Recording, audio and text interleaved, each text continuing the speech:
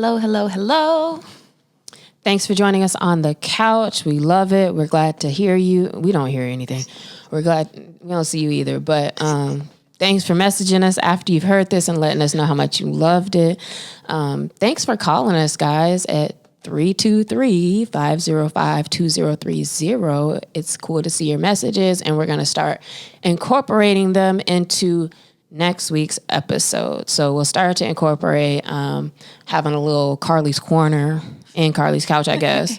But use it as your opportunity to hop on the couch, say what you need to say, ask what you need to ask, and let us know what you want in return as far as advice or just to be heard or whatever, resources, etc. We will be monitoring, and if you never hear your call or your voicemail, then you know you wilded out. Which some of y'all might, but just know we do monitor them before we put them on. But it's so excited to hear from you, so please leave us a message. Carlie, do you feel like you think in terms of either or? I don't think so.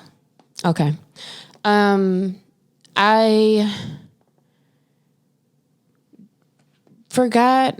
It was probably something around like a relationship or like, with another human being. And something hit me to where I was like, man, it's either this or that. And for whatever reason, I found myself on Google because I always try to like Google up stuff like, well, what does this mean? Or why, what about this thought process? Or I don't know, like I'm always just trying to figure some stuff out. And I just remember that I ended up kind of looking up some articles around,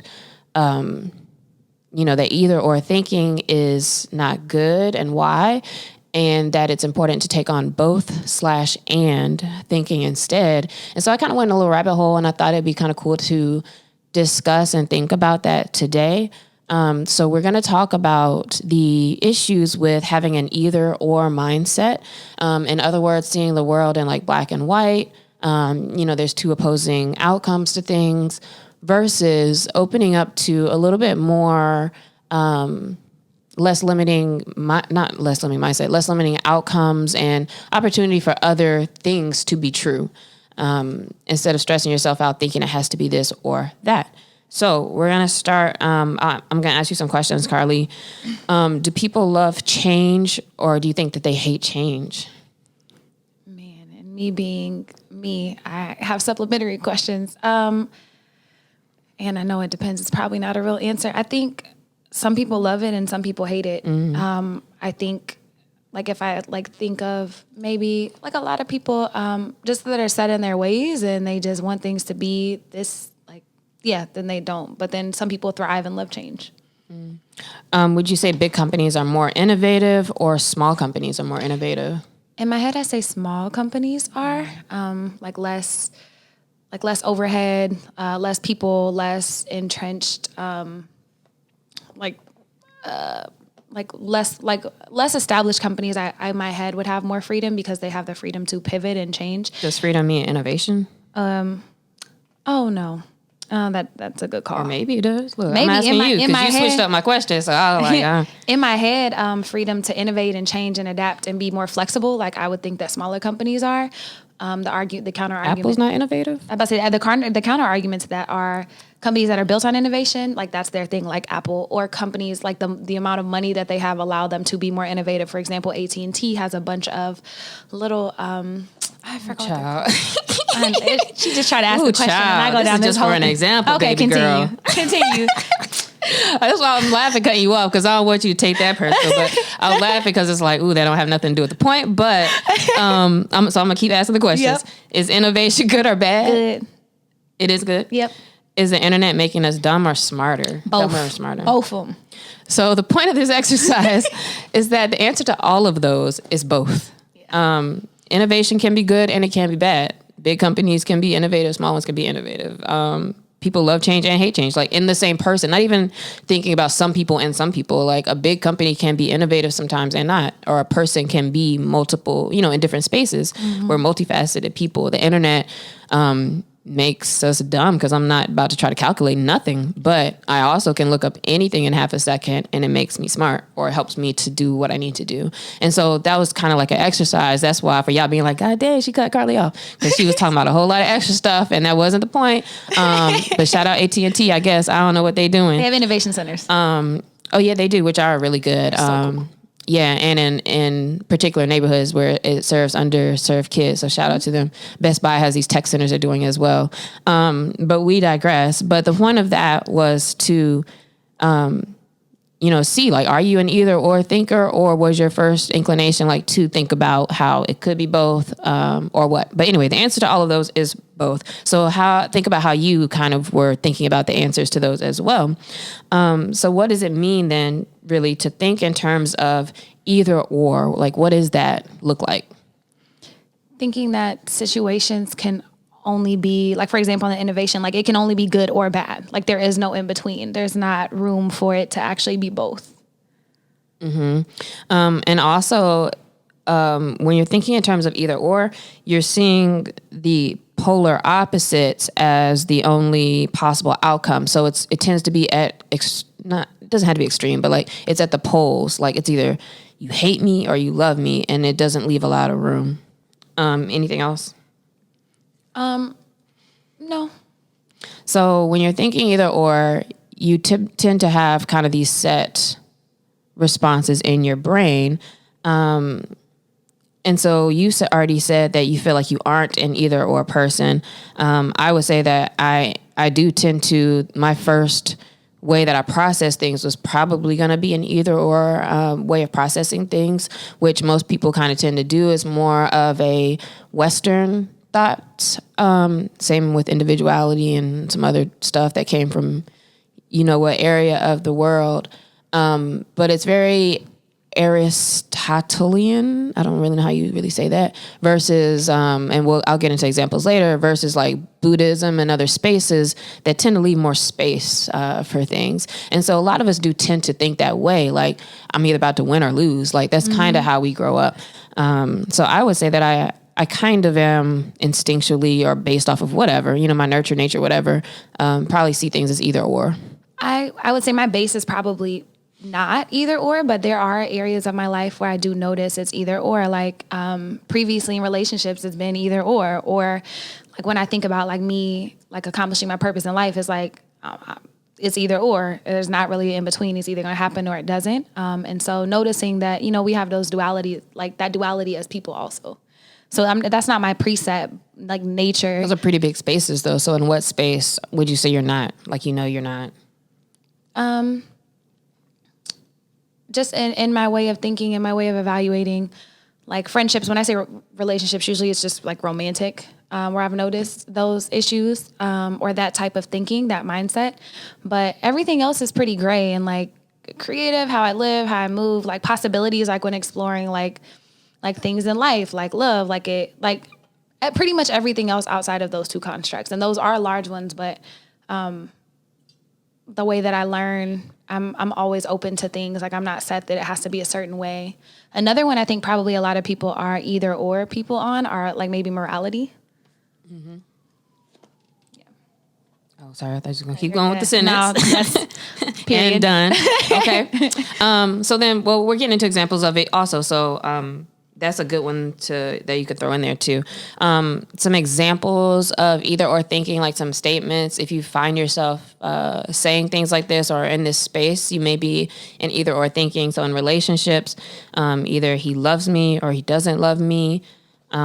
Either her job is getting attention or I am. If you kind of like, dang, like, it seems like you're always doing this, but you're not doing this. Either it's your fault or mine. Either something is good or bad, it's right or wrong. Like they shouldn't have done it or they should have. Like if you hear, oh man, she stabbed somebody, but then you hear, oh, he was trying to rape her or something like that. Like, you're not, I feel like sometimes either or you're not looking at the whole picture. Let's see. So like success or failure, like looking at things like you either met your goal or you didn't, and you didn't succeed unless you met that particular goal.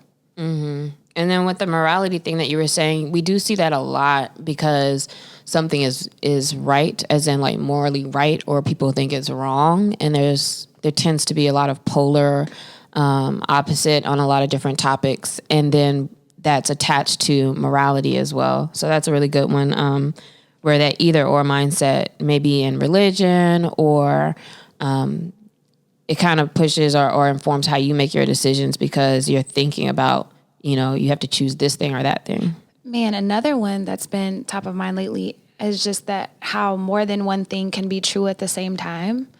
Like, for example, like in the relationship thing, it's like, oh, the example that either he loves me or he doesn't love me. It could be he loves me and he doesn't want to be in a relationship with me. And both of those things can be true.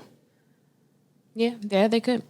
So what's the problem with that, though? Thinking about, there's these two options for the outcomes and it's either this or that. Like, why is that an issue? When thinking about it in pretty much almost every aspect, it could be very limiting if you think it's either this or it's that. You're not opening yourself up to the possibilities of what things could be or how they could grow or how they could change. And so I think it's super limiting and kind of puts yourself in a box.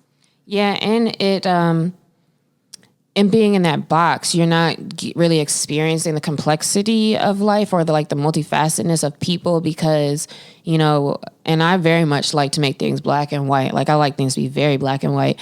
But life is gray a lot of times. And so you have to kind of be more comfortable with that, and more comfortable recognizing that there's a lot of space in between. And so, because life is one way, and it's open and there's abundance and there's lots of opportunities for different outcomes, to think either or is not a good thing because I'm closing off all of that stuff, which is essentially mirroring what you just said about being limited. But it doesn't reflect life, and life is not that way. And so it's kind of like, why would you force yourself in this unnatural state? And it makes me think of that quote. It's like, I don't just want to experience the length of life, but the depth and the breadth and the width and everything else. And so when you're looking so linearly on something, you're like missing all of the things around you. Mm-hmm. And then with people too, I think it takes away the grace and like the humanness of people to, be able to look at a person and be like, man, you're a good person, a bad person, a this person or that person. Again, back to those very black and white characteristics where it's like, you could be all these things. Like one day I might feel like this, next day I might be acting like that. And that's kind of humans and in general. And so again, like putting people and trying to fit things into boxes is just, why do we do that? I guess we do that because we want to feel like we have control. Mm-hmm. And also I think that we want to feel comfortable, feeling like, all right, if it's this and this, then it feels like it's easier to like make a judgment on this person or make a judgment on this situation or, that's really what it is. Like you're making this judgment on things versus allowing that flow and for, what's happening right now to be what's happening right now. And so overall, those are some of the reasons why, it's important to move away from an either or mindset. Mm-hmm. It opens you up to different possibilities, including for yourself, like taking yourself out of that box of you being this way or that way or having to be this way or it's not right. Mm-hmm. So then with the examples that we gave before, just to like clear up why, what's wrong with those being either or things is that to think like, okay, somebody loves me or doesn't love me is one, what Carlie said is that maybe they love you and then there's other factors in play.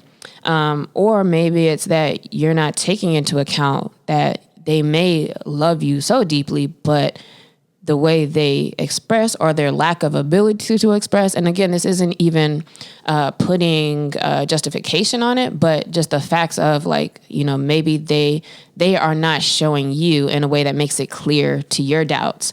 And so I experience this a lot of times and it's very frustrating though, but you want to experience things a certain way or feel things a certain way and that other person may not do things that way. And so, now what, but that may not necessarily mean they don't love me because they're not showing me in this particular way. And I think when you're so attached to that particular outcome, or for things to have to look a certain way for them to be right or correct or to fulfill this need, like you really can miss out on a lot of stuff, and not even just in romantic relationships, but business and friendships and different things and personal successes. Like thinking about it having to be so one way makes you miss out on all the millions and infinite ways that it could be. And all of these things are also kind of based in fear. So to think like, oh man, her job's getting attention and I'm not, or, you know, what she's spending time doing that and not here. And, you know, similar to the last episode with taking things personal, it's like, all right, first of all, you don't know the full situation, but thinking about it in a different way is like you're basing it in fear that there's not enough time for everything, that, you know, that person can't take care of their work and hit you when they have that space or whatever it is for you too. And so to think in that limited mindset is kind of scarce. And it's like, why set your thought process up in that way? And they could be like way more mindful, like, man, they don't want to reach out to you until they know they can give you your full attention. So just thinking, you know, like maybe they're even being more thoughtful than what you considered. Yeah, and that's a hard pill to digest too. But a lot of times that is, I've heard that before too, where it's like, bro, like I'm fucked up right now. Like I can't do it right now. Like, so you just gotta have to chill. Like, and then when they pop up, it's popping up in a better space, but it's just also like, yeah, none of this is easy. Yeah. Just things to think through. Yeah. It leaves no room for joint responsibility. What do you mean? So if it's your fault or my fault, then there's no space to like really break down like what happened in these different spaces and how can each of us come to the table with something that makes more sense. Also to think about like, oh man, I succeeded or I failed or like I'm a loser or I'm, you know, on point today. Those things don't leave room for learning from your mistakes. And so just to be like, oh man, I failed is just like, okay. Or if you're a success and it's like, you're still not really, you know, taking in the full, what happened and assessing that for yourself to have been like a bigger, I don't know, like a being able to accept that. And then the last thing that is it true or not, is actually kind of arrogant, and it kind of comes from a place of subjective truth, because there's so much like just based off of from our cultural point of view and what you've learned and everything that it's not always as black and white as we try to make it seem, that something is true or false. And you would think that, but it's not. And so it's really kind of coming from a point of view where you're not really acknowledging, you know, the other perspectives. And putting your beliefs and your limitations and expectations and things on the world like that. If it isn't the way you think it should be, then it's not it. Like just thinking like the world doesn't have to conform to you. So that definitely comes from a place of ego and arrogance. Mm-hmm. And so I think, and we've said this, but like I think the biggest issues with either or thinking is that it limits you. And it also, in limiting yourself and in also thinking, is it this or this, you're also causing more stress on yourself. And you're also probably a little more overwhelmed with like spinning stories and spiraling and overthinking and trying to overprocess stuff. Whereas to have a both and approach is actually kind of letting go a little bit more. And so we're going to talk now about what it looks like to move more forward to both and thinking, so you can kind of get a feel for like, why is this a better space to be in? Mm-hmm. The first thing is to think about the example of the yin and yang of the Buddhist symbol. If you're familiar with that, it's a circle with white on one side, black on the other. And sure, we just said like this isn't black and white, but the point is that there is, you know, these opposing sides, but also within each side is that dot of color from the other. So like there's that dot of white in the black, there's that dot of black in the white. And so to think about that as an illustration of both and thinking, is that clear? Where it's like there's a little bit of, you know, everything and everything, and nothing is just like all one. We're not monoliths. Like nobody is. There's so many layers to us. And even on the yin and the yang. So for example, in yoga, yin is restorative. It's more watery. It's quote unquote feminine. Whereas the yang is fire. It's masculine. And although one person might skew more feminine or more masculine or more emotional or less emotional, that doesn't mean that then they don't have emotions if they're not more emotional. So just knowing that there's so many layers, and depending on what's going on, that people and situations in the world all of these things can be true at once. We're all very complex and different. And then to go off of your example about feminine and masculine, also, that's why in so many other cultures and other countries, we have this either or of male, female in the US. And in other places, it's like, it's not even, it's totally a scale. Like, it's not even a you're this or that, but there's spaces for folks who want to change their appearance, but still they do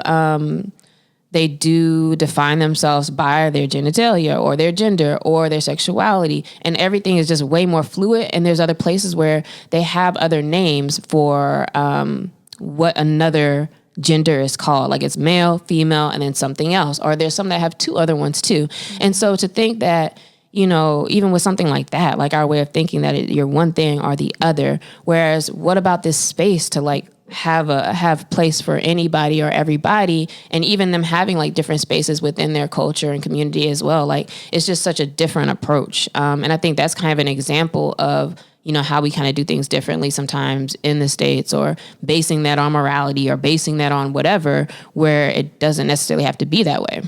Exactly. And looking at yourself like further into that, like you can be fiery and confident and direct, like in business situations, but allowing yourself to be soft with your friends, your partner, your kids. Like, there are multitudes within us, and just thinking about what that can look like for you. And are you allowing yourself that space to be all of these things? You're going to have more abundance. So when you move to both and thinking, because you're giving more space to more outcomes, and also because you're not coming from a place of fear that it has to be this or that, it's less scarce, and it's more about, all right, there's a lot of possibilities. A lot of things could happen. And you're open for any of those things to happen. That's just much more abundant and a much more peaceful place, I think, stance to be from. Yeah. And thinking about that abundance mindset, like whenever you're brainstorming, it's all of these possibilities. It's not limited to one or two. Mm-hmm. And in oh, sorry. Yeah. Like, what's the box? I was looking for that actually, and I couldn't find it. I was like, where did I put that? So another thing I had written down here, that's just like, what is that? What it looks like to move beyond both and thinking. One thing that I've done, because like I said at the beginning, I tend to think in either or first, or like I really, really like having an either or. Like, it very much defines things for me. So I like that. And in my research and Googling and trying to be like, oh, okay, it makes more sense to be both and. And so to remind me of that, I saw an illustration, and I drew it also on my whiteboard too. But this is something that you can try to move to both and thinking, or to remind yourself to be in that space, is a square. And then in one corner, it's both, and the opposite on the other side is neither. And then you can hit A, B. And then on the outside of the box, I put an asterisk that says something different altogether. And so when brainstorming or thinking about something, it's like, all right, instead of thinking, all right, it could do this or that, using that box is like a graph space of like, what outcomes could be like if both of these things happen, or if neither of them happen, or if a little bit of this and a little bit of that. And it kind of helps you think about different outcomes, or just brainstorm different ways to attack something, or different ways to think about an issue outside of just, oh, does he love me, or does he not love me? Oh, maybe it's this. Kind of similar again to what Carlie said with the not taking things personal, where you need to brainstorm more ideas, or maybe it's something totally outside of this box in general. And what could that look like? So when approaching things, if I find myself kind of stuck to, okay, I could, I want to make X amount of money, I could do this service, or I could sell some of this service, or are there hybrids? Is there something else? Just other ways to think, which goes back to it being more abundant, more opportunities, more space for things that you're not thinking about to happen, and gives you like a little bit more to work with. So that's what I meant by the box. Oh, I like that. And for brainstorming, like for personal things, but I'm like thinking of business things. I'm like, yo, that's a great little. Yeah, both and is a huge thing with business and leadership also, because I saw so many, like I was looking at it about, relationships with people and how, why is certain things might be bothering me. But then I found so many type of leadership blog posts that were talking about how to approach decision making and approach working in groups and things like that by having more of a both and. So if somebody's asking you, well, should we cut cost or do we have to fire people, or do we have to lower, the quality of the product we pull in? And it may be like both, or maybe neither, or, there's more to just those two things. And so to practice that in those settings as well. I think that would help a lot of people and companies solve problems, or even be better in thinking of like what they could get into or could do moving forward. I'm going to say the next one because I feel like that wasn't as clear from that either.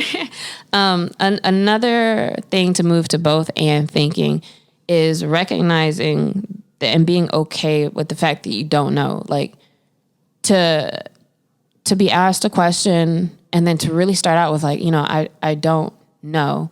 Because either or thinking a lot of times supposes that, I know he doesn't really love me, or like, or he does, or you know what I mean? Like you're thinking about like, all right, this is what you're trying to figure out based off of what you know.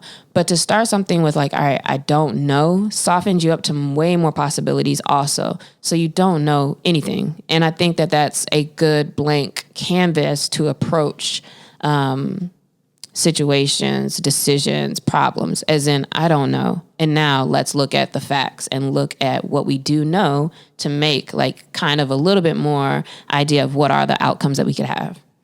Man, it's so funny. I feel like I was so sure of all the things that I knew. Like when I was younger, like when I was 18, man, I just knew all the things that I knew. And now I'm like, I know I don't know. I learn every year that I don't know more than I think. It's interesting. It's just very humbling, and it's also exciting because it relieves the pressure of me feeling like I have to know the answer to everything, or that I have to have an opinion or understand everything. And so it just leaves possibility and more opportunities for learning. Another thing to help transition, or another way to look at it from either or to both and, is it helps you zoom out from the issue. So remember when we were doing that like conflict resolution, and you think about the different perspectives and viewpoints from which you're looking at an issue, and from up higher, you see way more context, you see more of what's going on.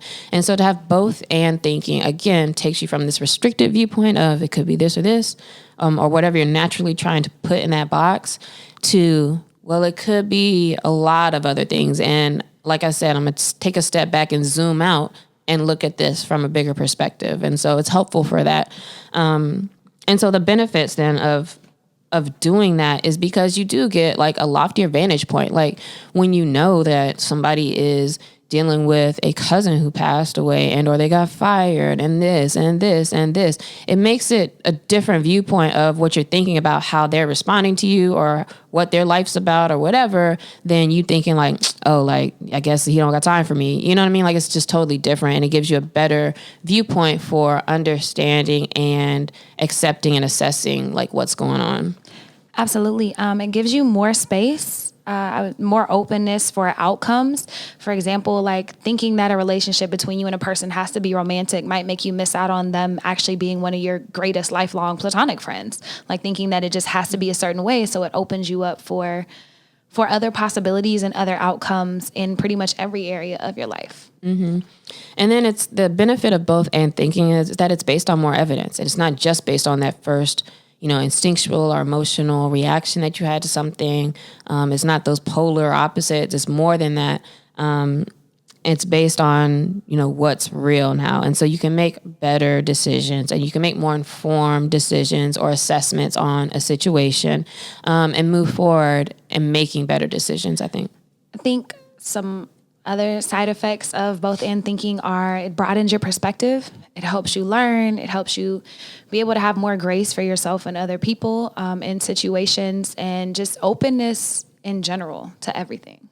And being open to more things happening is really just opening you up to being more successful, because now there's just more opportunities for that, versus there's just only this one way that I can be, feel successful or be successful or feel happy or whatever. You're open up to many more ways. And so you end up feeling much better. Like you're going to feel much better if you, care a little bit less about thinking it's just this thing or just that thing. Man, even talking about this, I feel lighter. Like since we've been talking through all these things, and it's so cool. Y'all know my favorite word is synchronicity. And if you're just now listening to us, my favorite word is, in fact, synchronicity. And Stacey Ann and I talk about this all the time. Like, we'll catch each other in conversations, and it's like, oh man, but this, and she's like, no, both of those things can be true at the same time. And I think that's that next elevation of thinking, is knowing that yeah, they did hurt my feelings, but we can't, and we can still grow and move forward, or whatever those things are. So taking the limitations off of how we things have to be or we are. love making things over. Like, Jesus. It's so funny too. Like, we want things to be so like concrete. Like, yo, is you here? You not here? Like, what's going on? But like in the scheme of life too, like it's just, there's so much time, and like overall it's all a longer story, a longer journey. And we always talk so much about like enjoying the journey, but then the whole time we want to like, force it this way and that way. And we want, certain things. And it's like, which one is it? So that's a really good example, is that, to really think about it in this way and to now and stop. I guess I want to think about also like, what are those points where you may know or can make yourself more aware to stop and assess like, oh, is this either or thinking or not? And do you have any thoughts on that? Yeah. So I'm thinking about like my goals in particular, like with business and things. It's like, oh man, I'm successful if this thing happens or if this doesn't. And it's like, no, like you're successful for keep on trying. It's knowing that, the effort is like the real success. And then like from you giving and you putting in the work, like the things will come, and not just rating or measuring yourself or your success by those like milestones. Like they're great to keep you on the path, but like they don't make or break your journey and what you're doing. So disappointment is kind of what I heard there, is like, if you're feeling disappointed in an expectation or disappointed in, which would be an expectation of yourself or somebody else. Yeah. That may be reflective on either or, because like you're upset because of this, and maybe you should be, and maybe you can be, but now what stories are you telling yourself because of that, and like where it goes to next may be something to be aware of and think about. I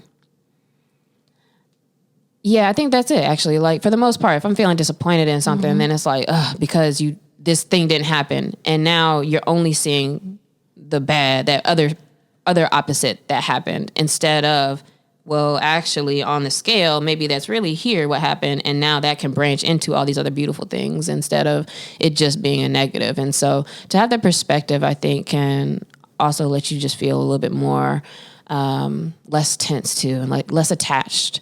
We talk about letting go and not being attached to outcomes, and it's so interesting to me how all of these things kind of come together. You just never know which like particular message is the one that's going to be like, oh yeah, and like flip your switch. It might be talking about either or thinking. It might be talking about being a perfectionist. It might be talking about expectations. They all kind of go together, which is cool. But they all reflect that same thing, that we have to flow and not need, any particular thing, but to make sure we're taking care of ourselves and like where positions you put yourself in. And so I think to have both and thinking is definitely a goal of mine. And when I stop and assess, and when I do have both and thinking, I immediately feel better, because there's so many things that can be happening, and it feels more exploratory, and it feels more like excitement to see what happens, and not overanalyzation of this and this thing. I love that. And another way that I notice is when I'm saying something and then I say, like if I'm Stacey, and I also do, like if I'm being honest, I feel like this, but it's like, no, I feel like this, and like it's a point of growth, and it's just that opportunity, and you'll start to notice in the way you're talking about things and speaking about yourself and thinking through situations. So like Lexi said, it's just an opportunity to put all of this self-work that you're doing, because if you're listening to this podcast, you're definitely doing the work, or starting to, or whatever. So putting all those pieces together and figuring out, how to do both, and knowing that all of these things can be true at the same time. Yeah, that's a challenge this week, to think about that, write it down somewhere where you can see it and remember it. That's what I do if I'm having like a thing that I want to start trying to be more self-aware about. I just write it down on whiteboards or, my to-do list or my planner. And when I see it, it kind of reminds me, because it is hard to like stay in that space all the time. But the point is that if we can grow in self-awareness, now I can be, more apt to catch it as I move forward. So good luck on that. Hopefully that works out for you. Add us, Carlie's Couch, Lextopia, CC Fierce, Carlie Carpio on Twitter. Yep. And this week, we want to shout out Dad. Which button is it? That's the... Oh, the volume's all the way down on that part too. So just, yeah. Okay. So even if you push the button, it's not going to do nothing right now. Damn, I was trying to use a sound effect. Right. She's trying to use the sound effects. My bad. But shout out to Dad, not my dad. Shout out Ambrose Clancy Jr. But Doc, his name is Doc. You can find him at www.docisdad.com. And you can find him on all music streaming platforms because he's a music artist. He's a true artist. He plays like the cello and the bass and a few other instruments. He's done some work with Childish and Janae and some other artists as well, like within their crew and within production, etc. But he also is singing and producing his own music. And our agency, Cap Soch, had the opportunity to produce one of his music visuals, which was really fun and really exciting. It was such a good vibe. Like afterwards, we spent a day shooting, and afterwards it felt like everybody was going home from like summer camp or something. 'Cause we were like, oh man, that was so much fun. Thanks guys. And all of that. But it came out, the video a few weeks ago. Check it out. It's called Memory Foam. And also he told us the other day it's supposed to be showing on like Revolt TV. And also he's talking to some folks about getting some budget to even do like even more videos and things. So it's really cool. It's been nice to see the feedback, and it was really fun to do. So I want to shout him out and congratulate him, because as an artist, I know it's hard to like put your stuff out there and move forward and get things done. So we look forward to seeing his EP that's coming out, and I want him to keep going in. And I want y'all to watch the video. Yeah, so shout out to him and shout out to Cap Soch, like, organizing this whole project and doing things. I like to see the growth. We in out the here project. producing content. She out here, y'all. Yep. So go support. That was kind of one of the specs we did over the summer, and also with one of the other specs that we shot now, in talks connecting that with a bigger brand as well. So, sometimes that investment in your own stuff to create and do things, you have to take, because now you can show, what you're able to do. And now you're able to have that experience to show, your style that you want people to pay you for. So now we have other folks who are like, oh, I want something like this or that. And so to be intentional about what you invest in for that reason has been really good. So shout out to the team, Cap Soch, for all the work on that. Yeah, shout out to y'all. And then this week's question of the week is, what famous person would you like to spend a day with? I do not know. I don't know yet. I don't know yet. Do you have a person? Well, you got 2 seconds. Oh, man. Top of mind, Rihanna. A famous person I would like to spend a day with is Beyonce. Because Carlie took mine, so I'm gonna go with the next one, Beyonce. That's pretty easy. I would want to hang out with somebody who just seems like they're just chill and has money to do some fun things. Yeah, and they both do really dope shit also. So yeah, I had a dream me and Beyonce went to church one time. So shout out to that. Yeah. So who would y'all like to spend a day with? Let us know. I do not want to go to church though, Beyonce. Sorry about that. Like, I'm gonna hit you unless you know what we trying to do, but it ain't church. I know you ain't with that neither. So yeah, what famous person would you like to spend a day with? Shia LaBeouf is cool too. There's a lot of cool people. Andre 3000. Hell yeah. So he can play his flute. Is it a flute? It's a flute, I think. Yeah, I think so. Or clarinet. Yeah, it's a lot of cool people, but I'm just basing that off of what I've seen. So, people ain't always what they tend to be, but both and instead of either or. They are human beings, just like we're human beings. And so, that is one of the things as you get to know people more, hang out with them more, like you really see that full scale of who they are. And that's why we be disappointed. It's because we see they said something or did something and it's like, dang, we thought everything was on this side, but we gonna let y'all be human. Beyonce, we gonna hang out anyway. It's cool. Yeah. It's cool. And we're all the things. You are all the things. Multitudes within you. Hope y'all have a beautiful week. Yes. Have a great one. See you next week. Bye, y'all.